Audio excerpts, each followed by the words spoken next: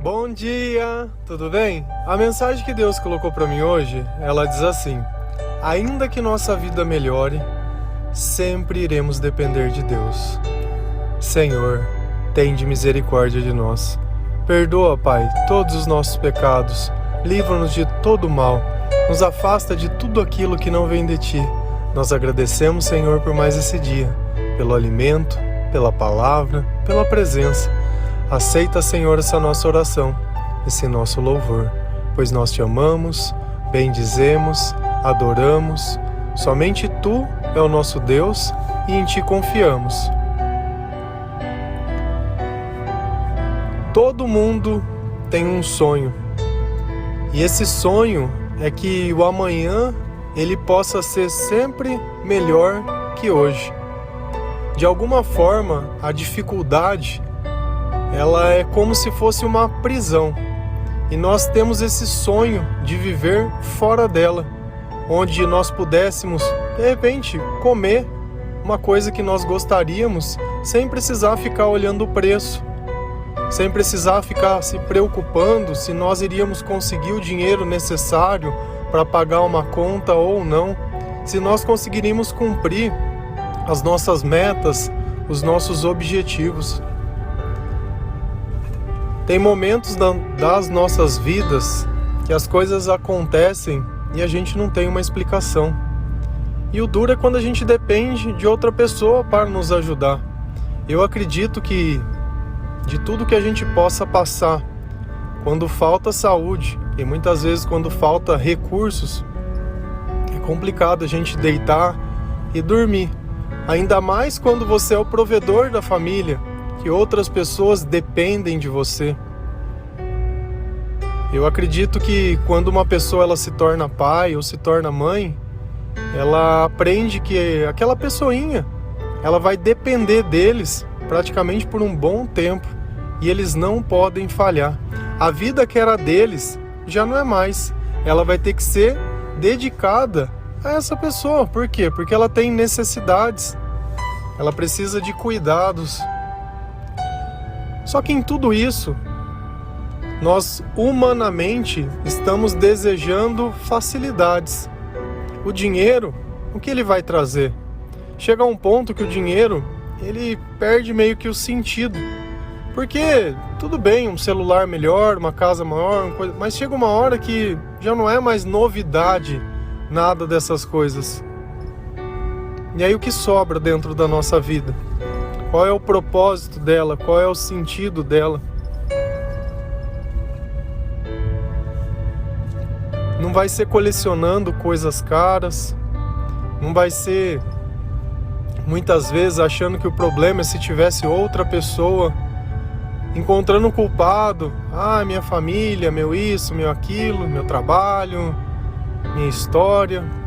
Não existe culpa. Mas independente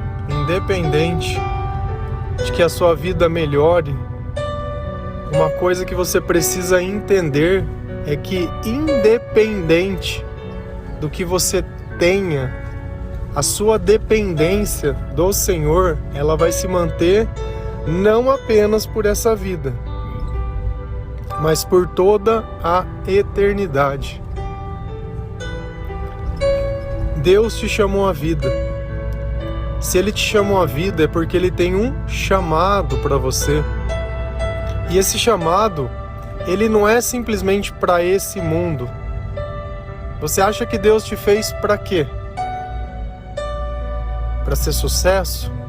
Para ser mais rico que alguém? Para ser mais que alguém? Deus te trouxe a vida e te deu sabedoria ou conhecimento e inteligência para alimentar o teu ego? Para humilhar outras pessoas? Não, nada disso vem de Deus. Tudo de bom que a gente faz é porque nós estamos ligados a Jesus Cristo. Se a gente ir lá em João 15, versículo 5, a palavra do Senhor ela diz assim: eu sou a videira, vocês são os ramos. Se alguém permanece em mim, eu nele. Esse dará muito fruto, pois sem mim vocês não podem fazer essas coisas. Jesus é a videira, Jesus ele é a árvore. Enquanto nós permanecemos nele, ele permanece em nós. E por estar ligado a ele, nós daremos frutos, nós teremos coisas boas. Porém, a partir do momento que nós saímos dele, acabou. Nós não servimos mais para nada. Quer um exemplo disso? Passa numa árvore, ela está carregada de frutas. A partir do momento que uma cai do galho e fica lá no chão, o que acontece ela depois de alguns dias? Ela apodrece. E será que não é isso que a vaidade faz com o nosso coração? Será que não foi esse o motivo de Lúcifer ter sido jogado fora do céu?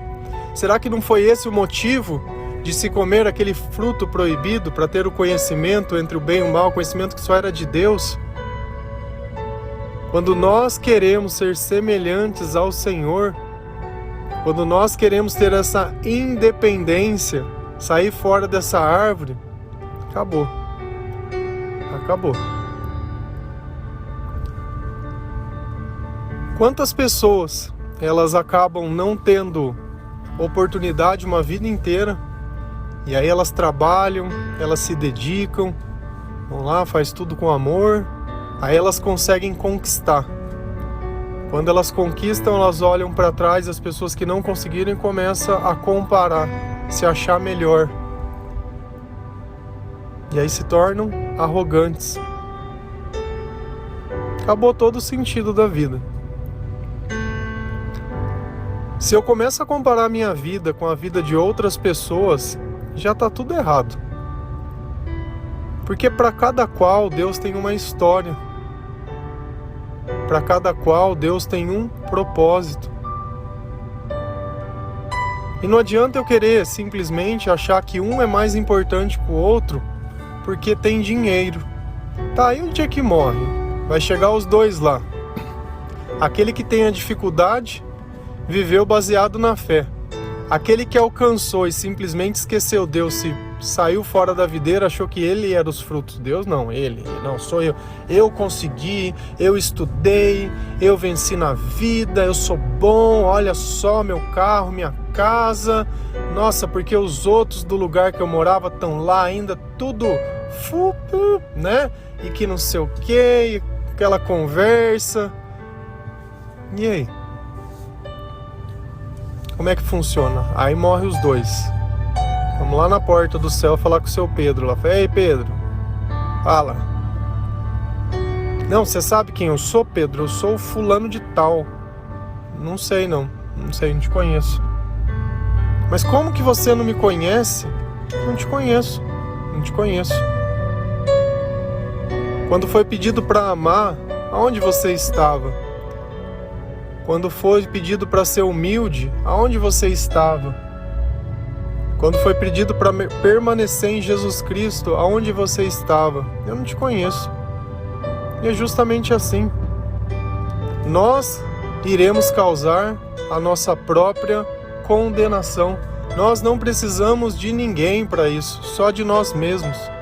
Quantos problemas nós mesmos não causamos apenas por uma coisa? Por falar demais. Eu tenho a oportunidade de falar com alguém e animar ela. Eu tenho a oportunidade de jogar ela lá embaixo. Eu tenho diversas oportunidades. Só que cada uma é um reflexo daquilo que está dentro do meu coração, do quanto eu me preparei para aquilo. E nessa vida, nós podemos sim nos preparar para as coisas. Só que na maior parte das vezes, o que vai acabar acontecendo?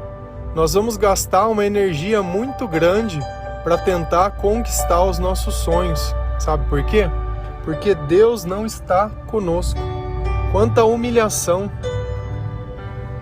Quantas vezes você conseguir conquistar algo, mas da forma errada.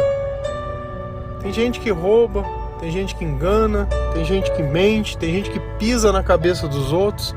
Tem gente que simplesmente não sabe amar. De repente elas chegam lá? Chegam, mas qual é o significado disso? Nós não precisamos ser os melhores naquilo que nós fazemos, mas nós devemos fazer tudo usando a sabedoria de Deus. E aí, de repente, o esforço que nós teremos para fazer a mesma coisa que os outros vão ser diferente. Por quê? Porque nós nos permitimos sermos guiados por tudo aquilo que Deus faz. Se a gente ir lá em Eclesiastes 10:10, a palavra do Senhor ela diz assim: se o machado está cego e sua lâmina não for afiada, é preciso golpear com mais força. Agir com sabedoria assegura o sucesso. O que Deus está falando para nós nessa passagem? Eu vou pegar e vou transpor para o mundo feminino. Se você tem um alicatinho, daqueles de cortar cutícula, e esse alicatinho ele tá cego, ele vai fazer uma unha tão bem, ou tirar os cutículas tão bem, quanto se você tivesse com um afiado. Quando Deus ele fala sobre o machado cego, é aquele que não tem corte. Então, ao invés de eu bater na árvore e cortar, ele tá cortando por força. Então eu vou gastar muito mais energia. E quanto na nossa vida não é assim? Deus ele fala que a palavra de Deus, né, ela nos afia, ela nos capacita.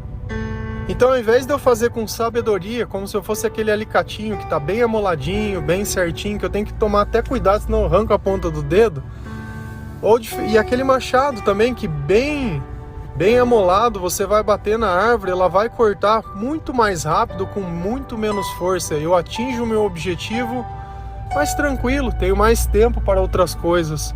Agora, aquele que é cego, puxa de um lado, coisa de um outro, e bate, e descansa, e bate de novo, e descansa, e aquela insistência o tempo todo. Você já viveu isso na sua vida? Que você fica perseguindo as coisas e parece que nunca nada acontece. Tá sempre ali mastigando a pele, tá sempre batendo e golpeando, e de repente você vê os outros do seu lado que tá tão bom, tá tão cortando, e você fala, nossa, mas não é possível. O que dá pro outro e não dá pra mim? Sabedoria.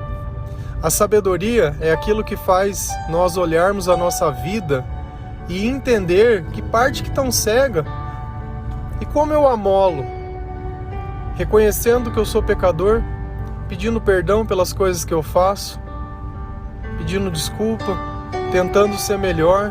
Isso é eu começar a pôr fio, isso é começar a pôr corte naquele que eu sou, e não simplesmente ficar insistindo na mesma fórmula de fracasso. Se cada dia você não encontra uma razão para amar e ser melhor, é porque você não está se debruçando sobre a palavra de Deus. A oração ela nos aperfeiçoa, porque o tempo todo é Jesus falando comigo, é me orientando, é me dando fé, me dando esperança, me fazendo entender, né, que ainda que eu dependa dele, isso não é ruim.